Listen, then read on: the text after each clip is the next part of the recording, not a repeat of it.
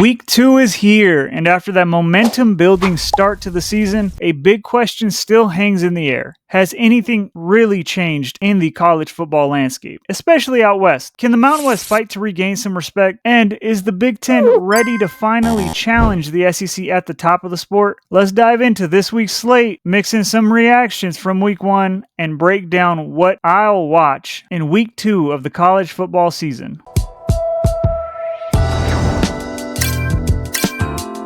What's up, fellas? First off, shout out to Florida State for officially burying the Alabama dynasty. That was a statement win, and I personally loved it. It felt like the SEC's reign of dominance finally had a conclusion. I'm not saying they won't be good, but their star of their conference got slapped up by a team that wasn't considered to be an upper echelon team in college football. Now, that might change, because I do believe Thomas Castellanos would have won the Heisman after one game if it was up to me. It just finally feels open is what I'm trying to say, and that's what we want as college football fans. What I also loved seeing was UNLV finally looking like the team that we've gotten accustomed to the past 2 years. That actually sets up my personal game of the week, UNLV versus UCLA. Without wasting further time, let's move through this as fast as possible. Now, the hype for this game has dipped after UCLA's rough start and UNLV's inconsistent early play. But make no mistakes, this is one of the biggest games in recent Rebel program history. The city knows it too. There's billboards everywhere in Vegas. The lower bowl is supposed to be packed. They've even opened up the upper deck in Allegiant. So this should be rocking on Saturday. On the field, I feel like UNLV should win this game if they build off what we saw against Sam Houston State. But you still can't underestimate UCLA. They are a P4 program for a reason. They have the resources and they have some talent. This is all about which Rebel team shows up. If it's the flat Week 0 squad that almost lost to Idaho State, the baby Bruins could embarrass us, man.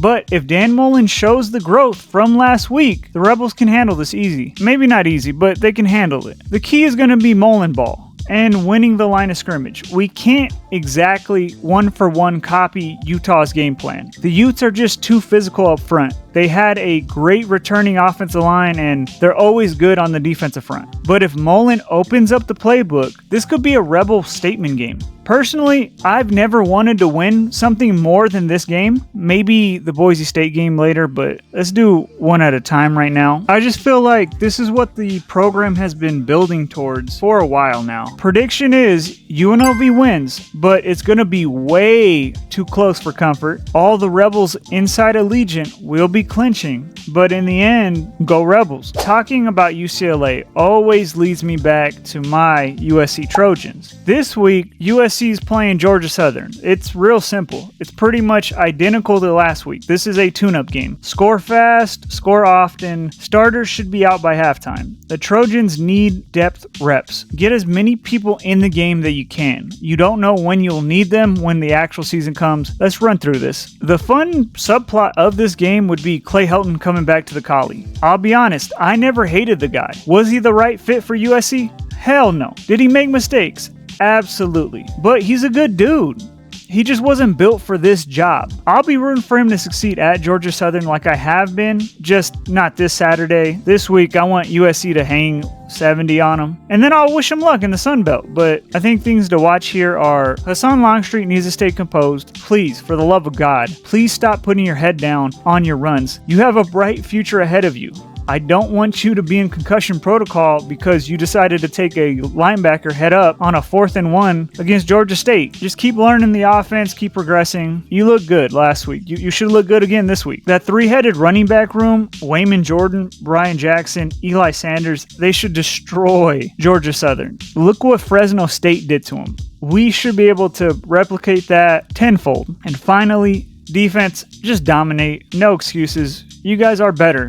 Just prove it. Trojans will win by a lot. They'll cover with ease. I think it's at like 35. It should be probably 40. Let's stay out west and give the Mountain West, or should I say future Pac-12/10 some shine. Fresno State versus Oregon State is a sneaky big game for the group of 6. If Week 0 Fresno State shows up, the Bulldogs will lose and not even put up a fight. If Week 1 Fresno shows up, they'll throttle Oregon State. I've been impressed with Matt Entz's Week 1 game, and I understand that there will be growing pains, but the guy can coach, and I think he can outcoach Oregon State's Trent Bray. Oregon State does have one edge, though: Malik Murphy. I am a Malik Murphy believer. Last week was rough. Cal is actually, I think, more talented than we give him credit for. But he's playing at home in Corvallis, so that'll definitely help. And if this game was in October, I would, without hesitation, pick the Beavers. I understand as a USC fan that weird stuff happens up there in the fall. Corvallis is a house of nightmares the closer you get to Halloween. I still think this is a tight and competitive fun game. I think Fresno will pull it out late and actually give the Mountain West a huge non-con win that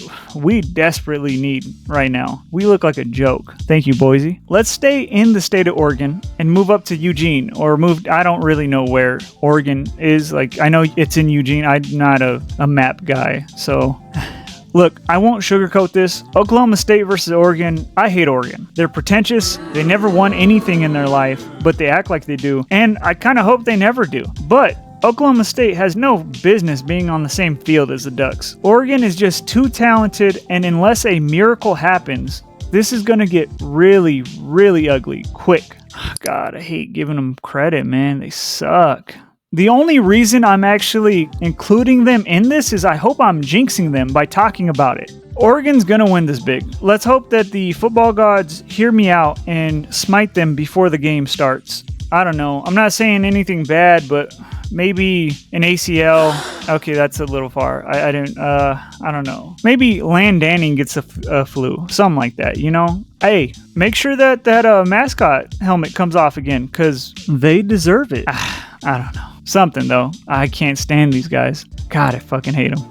Finally, the national game of the week, Oklahoma versus Michigan. This is more than just a top matchup. It's whether the Big Ten has finally overtaken the SEC as the premier conference in college football. Michigan looks steady, but not dominant. Oklahoma is crawling back into national relevance under Brent Venables, who desperately needs this win to avoid the hot seat. Actually, I should say the scorching hot seat. If he loses to Michigan, the calls for him being fired will be louder than ever.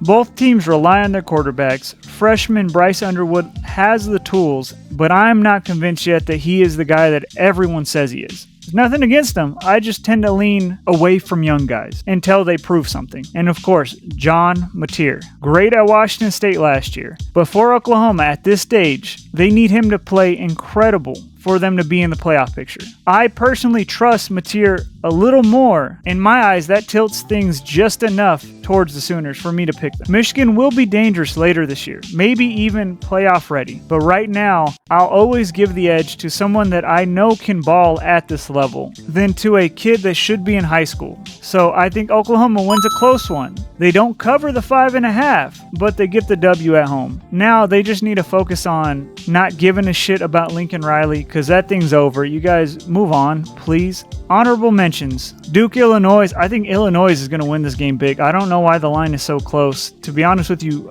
Brett Bielema, he's a dog, and he's going to run teams like Duke over every day of the week. Iowa State, Iowa. I'll always pick against Iowa. I hate their brand of football. I always have, always will. Give me the Cyclones. 2 years in a row, bring back that Cy-Hawk trophy. Arizona State versus Mississippi State. ASU should win, but I don't underestimate Mississippi State maybe pulling one off and then the SEC going crazy because they beat a playoff team. South Florida, USF could be the group of 5 darlings if they pull this off. And I'm kind of rooting for them, not just because they beat Boise, but you kind of want that loss for Boise to look good as the season goes on. I don't know if they'll win this game, though. I think they cover as a 17-point dog, though, so shout out to them. Baylor versus SMU. Baylor looked solid last week.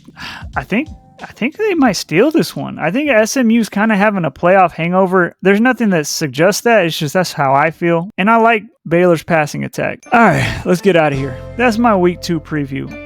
I think it's packed with big games. There's statement opportunities in here and a few matchups that could shape how we view the season moving forward. Who's going to make those statements? I don't know. Drop your predictions in the comments, or just if there's anything y'all want to talk about, I read them, so comment. Let's see if UNLV could really pull this off, man.